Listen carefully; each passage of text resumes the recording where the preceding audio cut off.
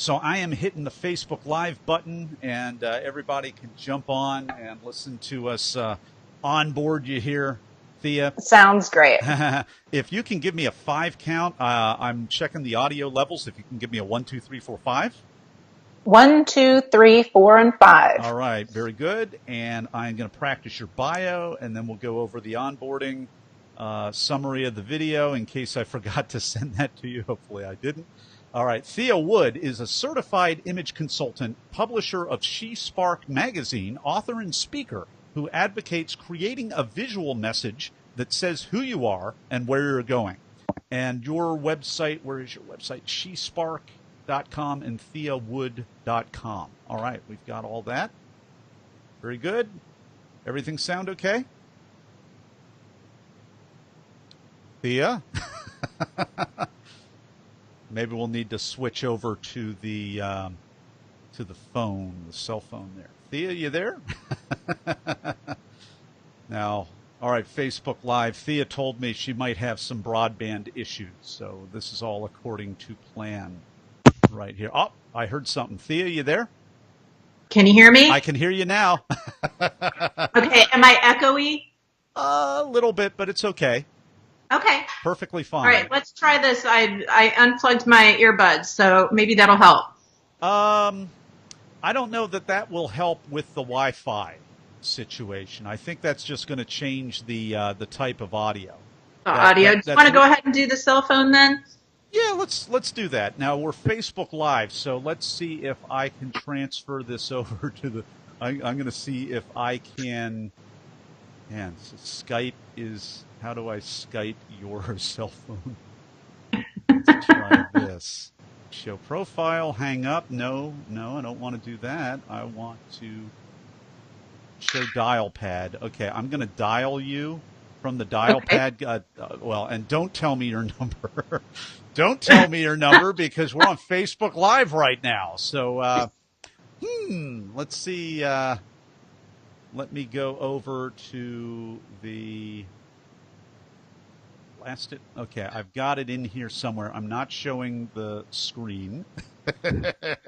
I'm not showing the screen, so no worries. I do have it in an email I sent you. Yes, and I don't want to have to go all the way out to that. I want to find it in the. Hopefully you have it. Hopefully you have it here in, well, or maybe not. I might have to go look for the email. And if you were to tell me the cell phone number in Pig Latin, I've got some really smart listeners that would be able to decode that very quickly. If I send it as a message, will it pop up just to you? Maybe. A Skype message? You know what? I'm looking it up in my Gmail, so. There you go. All right, Facebook Live. You are just seeing the real back end here.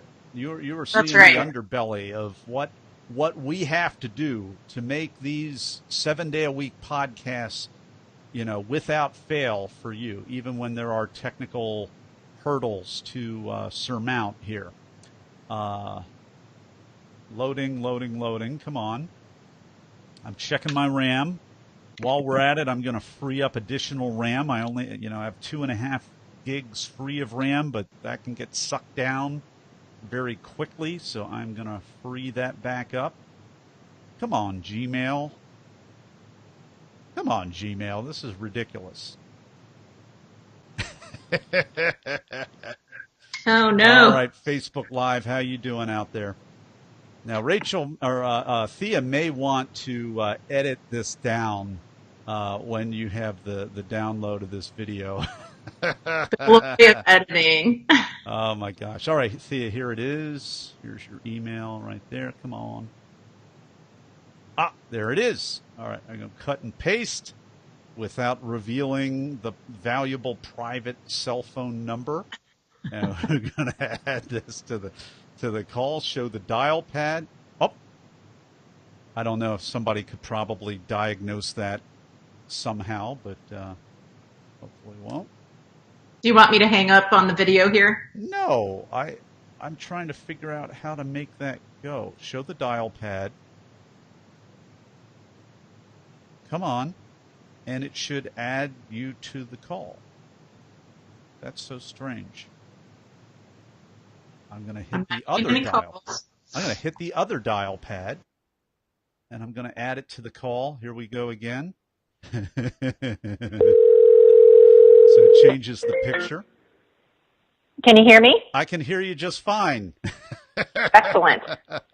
We're ready to roll then. We're ready to rock. Okay. All right. Man, long-suffering Facebook live talk universe audience. My gosh, 5.5 minutes of this foolishness. You see what we have to deal with.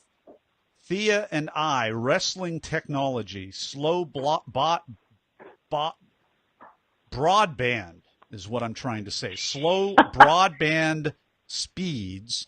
You want to listen to the broadband episode that I did with Jeff Christensen, because he has solved the problem for municipalities. I mean, every problem, that's getting to the point. I've interviewed so many people that the technical problems, I've got like a episode interview that I can point people to listen to solve that issue. So, all right, good. I'm going to recenter. I'm going to think about what we need to do right now. We need to onboard you, Thea, with the onboarding video. Did I remember, first of all, to send you that video?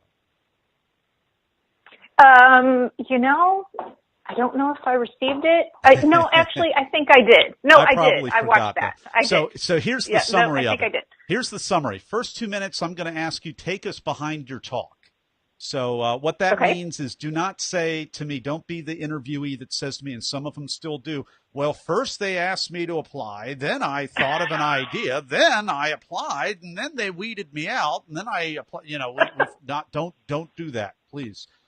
Just give us a summary. You've already performed, Thea, so just whatever you forget to say is fine. Whatever you remember to say is fine. Tell me the story. Take us behind the talk.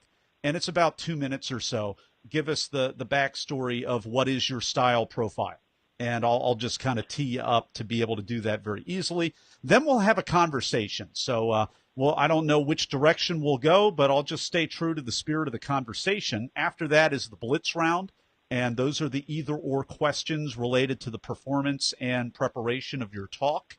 And then the final word of advice. And like Rachel said in our group conversation offline, it's the shortest 15 minutes that you've ever had. So it goes by fast. Got it. No problem. Let's do it. Awesome. All right. So what is your style profile? TheaWood.com, SheSpark.com. And I read the bio, and yeah, it's ready to jump in. All right. All right. So we are live in 3, 2. We are live with Thea Wood. Thea, are you ready to talk? Yes, I am. Thea Wood is a certified image consultant, publisher of SheSpark magazine, author, and speaker. Thea advocates creating a visual message that says who you are and where you're going. Thea Wood, welcome to the talk. Thank you very much. It's an honor to be here. I am really looking forward to our interview today because your talk is called What is Your Style Profile? And we were joking around a few minutes ago because I am probably the number one person on the planet, as you can see in my black Steve Jobs overused black uniform that I wear every day. I don't have a style profile. I just wear black. So please, Thea, help me out. Take us behind the talk. Take you behind the talk. Okay, well, it's interesting because I didn't seek out the TEDx talk, which happened at UT Austin. I was talking to my web developer who had mentioned it in our conversation, and so I immediately jumped online and saw that the deadline to submit ideas was the following day. So I hopped online. I said, oh, I know what I would love to talk about. This is on my bucket list. Let's do this. And lo and behold, after going through there were about 3 rounds that I went through of layering in the process of who they selected at the end. And lo and behold, I ended up being on the selection list of, I think we had 14 people. And it was interesting to see how they each time they got back to me, would ask me a different set of questions, more outline information, so on and so forth. It was much more detailed than I had expected as far as what the content was concerned. So the style profile talk, take us behind that talk and just summarize that for us so that we have an overview of the style profile. What is your style profile? Of course. Yeah. So a style profile is basically what visual message you have created for people to interpret. For example, we have three main areas that we look at in creating your style profile, which is your wardrobe, your grooming, and your body language. And the choices that you make and how you behave in these three areas create what is called your style profile. And I'm very much an advocate of creating an intentional style profile, because if we kind of don't think about how we're looking in front of our audience, whoever it may be, then it leaves a lot of room for misinterpretation of who you are and where you're going, as I like to say. And when that happens, you have what's called a wrong or bad first impression. And it only takes about 2 seconds for a first impression to be formed. We're really, really good at it.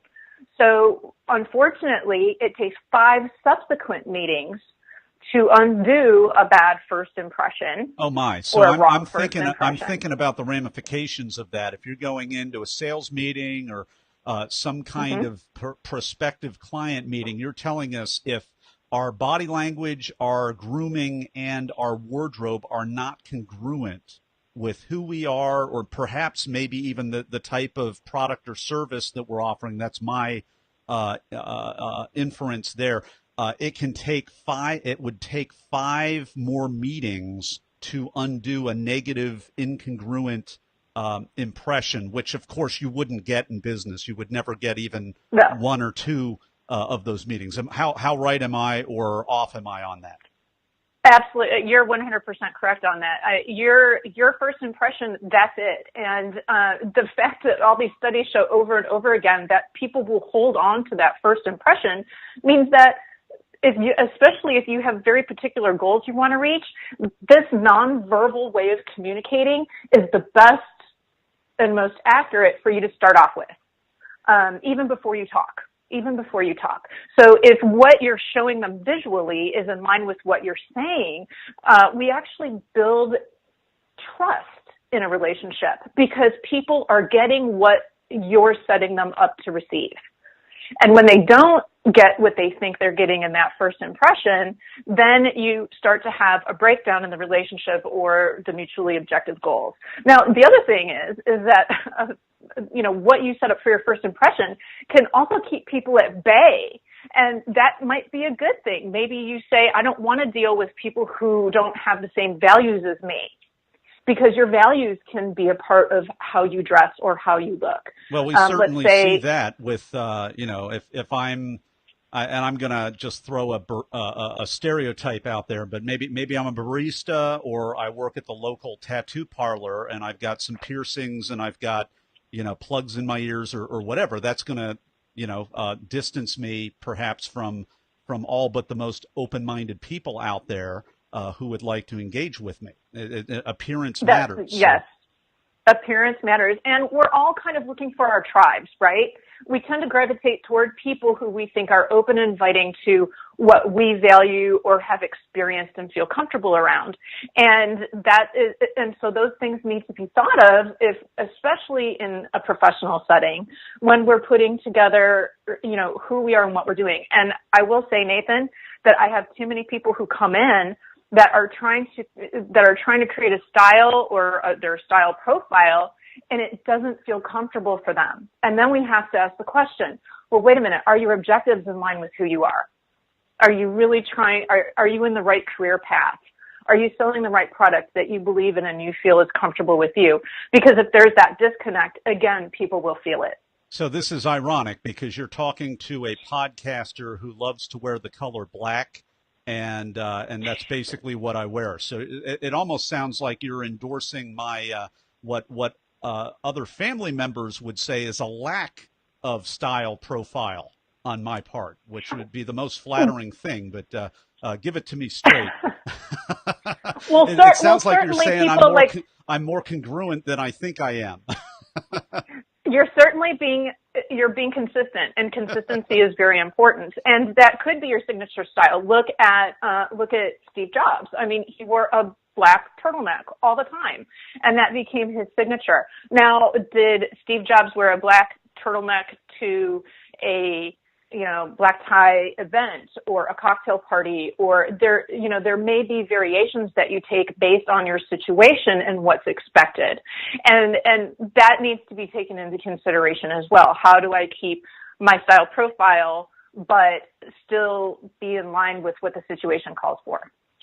Sure. Well, and I just think Talk Universe, this is absolutely huge information that we're getting from TheaWood, because it's beyond branding, it's beyond personal branding, it's beyond sales or marketing. It really has such a wide implication, whether you are a college student looking for an internship and want to have the most options available for you, or if you are a consultant, or if you're a podcaster, or if you are any number of really whatever your role is. You could be, heck, I'm just thinking of one of my childhood heroes from the 80s, who would be, of course, none other than Mr. T. And, at that point, he had the gold chains and he had the sleeveless vest with the chest and the muscles and all of that. He had a signature style profile. And he was known for that. Right. Yeah. Absolutely. And the thing is that people tend to get a little bit nervous about feedback, so we try to blend in or recede, which is, it just stands to reason because there's so much negative feedback out there. But the ones who really step up and say, this is what I love, this is part of who I am, it speaks to my personality and what I'm trying to accomplish, and they show that visually, then you end up standing out. And that's when the positive things happen, because how are you supposed to attract opportunity if opportunity can't see you?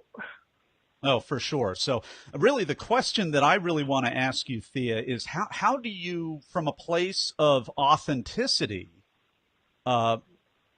create or realize, I guess is maybe a better word, realize what your true style is, not just from a wardrobe perspective, not just from a grooming perspective, but also, the body language perspective. I'm a little bit Italian, so my hands are going all the time. I would imagine that it really would be easier to grow that out of some of our natural traits rather than trying to lock it down and be like some idea of what we think other people would expect us to be. Is that making sense? Are you following that? What would you say?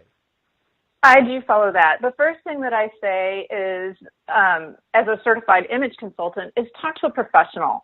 Ask them, say, can we talk about what my goals are, my values, my personality? How can I bring this all together in a way that makes sense with my body architecture? Because we also have to consider what our physical presence is and how to enhance what we want to enhance, how to minimize what we want to minimize.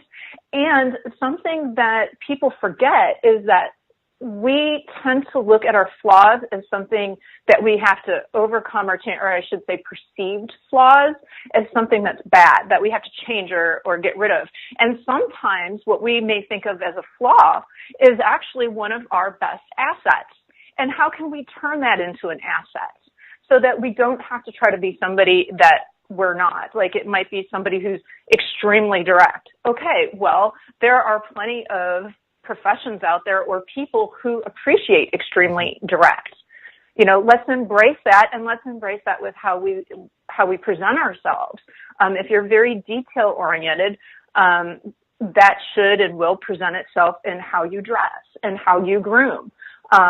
If you show up to a job interview and you say you're detail oriented and your buttons are done wrong and you're a little wrinkled and, your nail polish is coming off, that does not say I am detail oriented. Does that make sense? I don't want to answer that because I might incriminate myself. So I'm going to plead the fifth on that one. But these are the things that we think of. You're hitting this a little close to home today. Well, and this hits home for everybody. And let's talk about the dating scene now. Everybody's online dating, and what are we judging people on? We're judging people by looking about 2, maybe 3 seconds at a profile photo and then swiping left or swiping right. Powerful. I mean, that's a perfect example of how this happens every single day in our life, including how we're trying to find a mate. Well, Thea is hitting us where it hurts a little bit today, but it's a good hurt, and we mean well, and we're gonna get you congruent Talk Universe with your style profile today. Thea Wood is a certified image consultant, and her talk was called "What is Your Style Profile?" In just a moment, we're going to be back with Thea, and we're going to pivot over to the Blitz Round. And we're back with the Blitz Round with Thea Wood. Are you ready, Thea? I am ready. So I'm going to ask you a series of either-or questions related to the preparation and the performance of your talk. Here's the first question. Were you selected to speak, or did you apply? And I think you told us the backstory of this, so pardon me, and let's review that. Were you selected, or did you apply? I applied the day before the deadline. The day before, yep. That's the story. Are you a memorizer, an improviser, or a blender?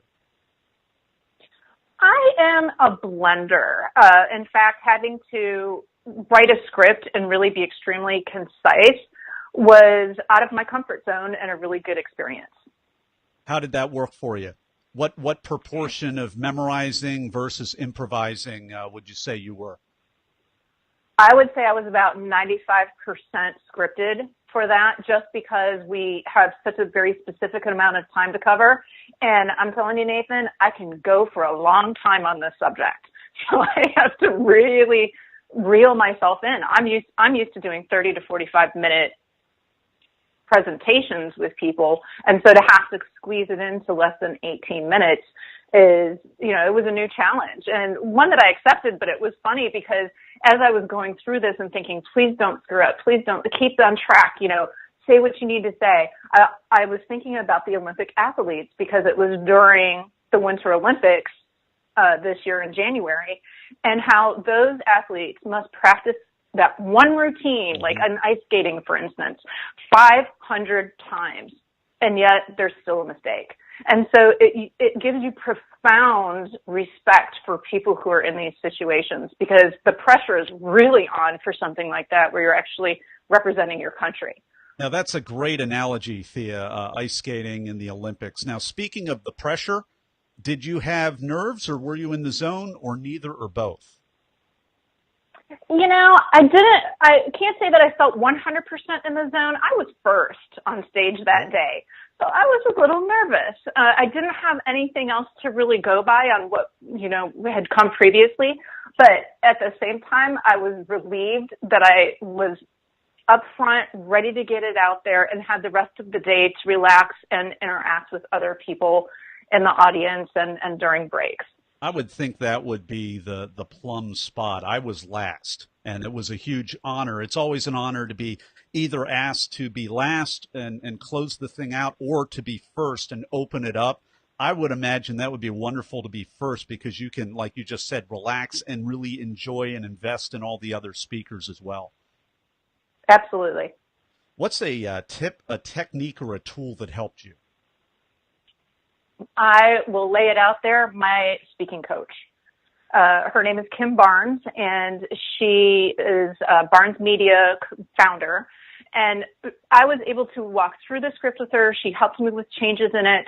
And then sitting down, watching me present one-on-one in my studio, and giving me tips about how I was composed, how I was basically delivering my message, and how to tweak it. And I just cannot thank her enough. I think if you are going in front of especially a large crowd, because large crowds can make you very nervous, if you have somebody like that who helps you with those little tweaks ahead of time, you don't have to think about it anymore, and you'll be much more relaxed. I mean, a premium coach is a must, even if you're already paired with a coach.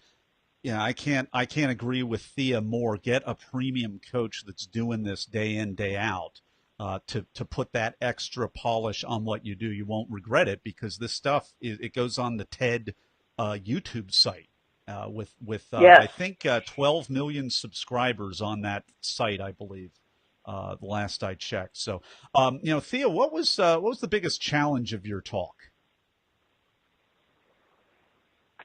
Are you talking about pre or during Either, or post? any. What was, it could be conceptual, it could be the mechanics of it, it could be in the moment. What was the biggest challenge that you found? I think the biggest challenge, and I'm going to go back to the scripting, I am usually more about outlines and improving and putting what I need into each part of the presentation as I feel it with the audience and where I am. And this committee was very specific about seeing a script and knowing your exact time that it would take. So my dress rehearsal took 15 minutes and X amount of seconds. And that is the clock that they put in front of me, was instead of the 18 minutes that are, allotted, they put that clock in front of me. And so there was that added pressure of, oh my gosh, I really have to stick to the script if that's what they're expecting from me. And I think I went maybe 60 seconds over that clock. Oh, well done. So now it's a performance, Thea. So what was the most unexpected, strange, or just plain weird thing that happened during or right before your talk? Oh, that's a good question. I would have to say probably right before we were backstage, and the green room, because this is University of Texas campus and we're in one of the halls there, the green room was a storage closet. So I'm sitting in the storage closet with all of these things piled all around me, trying to do a little deep breathing and meditation, and there were people coming in and out, in and out. It's a very active backstage scene, and I wasn't expecting it to be that cramped, that crazy, but in a good way. Everybody was up and excited. It just was weird to me that, here I am in a storage closet with 4 other people, and I'm trying to center myself to get up on stage. So that might have been the kind of crazier part about it. But also the fact that after sitting down in the audience and watching all of the other talks, how amazing and diverse and exciting they all were. That was a big surprise and cool thing for me. Thea, I next time I bring an organizer on the podcast for an interview, I'm going to find out the backstory of whether that's a requirement for from the organizer's side to have all kinds of junk in the green room, because I had the same experience. I'm sitting back there. I'm looking around. It reminds me of Kermit the Frog and backstage in the old Muppet Show. It looked like exactly. It reminded me. I thought I was about to go on stage with John Denver and Kermit the Frog and Fozzie on the Muppet Show or something. All kinds of junk hanging around backstage. Hey, and we all see, backstage of, all these talk shows at night, they'll go into the green room and make fun and laugh with people in the green room, and especially Ellen, she does it a lot. And you think that all these green rooms are going to have a couch and, someplace to sit and so on and so forth. And I'm here to tell everybody that is definitely not the case most of the time. In a moment, we're going to be right back with Thea Wood for the final word of advice. But before we do talk universe, I want to let you know where we can go to be able to check out her amazing talk. What is your style profile? You can go to our show notes page at BeTheTalk.com. You can click on that. You'll watch the talk. You can also click on her website. One of them is TheaWood.com, THEA Wood.com. The other is SheSpark.com, SheSpark.com. I believe that's for the magazine. And actually, we are back with Thea Wood with the final word of advice in just one moment. And we're back with Thea Wood for the final word of advice. Is that my cue? That's your cue. Great. I would say final word of advice is whatever topic that you are choosing to speak upon and really dig into, make sure that you have researched it and know every in and out, even things that are not going to be in the stage talk. And the reason why I say that is because it will help you flow better if you really believe in and understand every nuance of the topic that you're talking about. And also because you'll be surprised at how many people are going to come up to you after the talk and ask questions that were not covered. And it's really great to be able to say, yes, of course I can answer that for you, and chat with them and invite them to, the next level of interaction. I think that's really, really important, and it just verifies that indeed you are the expert in your field. TheaWood, thanks so much for coming on the talk today and sharing your wisdom with Talk Universe. Thank you so much for having me, Nathan. It was a great time. I really appreciate it. And that's a wrap. Great interview. Thank you. Hey, thank you so I much. enjoyed it. I had to pivot a couple of times right there. We're having such a great conversation, and thanks for being willing to be flexible with me right there. It was a little, no problem. It's a little hey, more abrupt than I usually do, but it's like, man, you gotta really pivot around. Yes. Well, Sometimes. We had a little bit of a late start given the technology, but I think we nailed it. That's the theme of the day on not just your end, but my end too. So, all right, Talk Universe, hey, Facebook Live, we'll have this available for you. And if you're watching this and we're not so live right now, that's okay, because just leave a question for Thea about style, image, congruence, any of that stuff. If you're re-entering the dating pool and you want to get some free advice, very rare, valuable free advice, I'm sure Thea would answer any questions there in the comments, whether it's live right now, which you have about 4 seconds remaining, or after the fact. So go ahead and do that. And Thea, I'm going to take us offline now. Take care, everybody out there in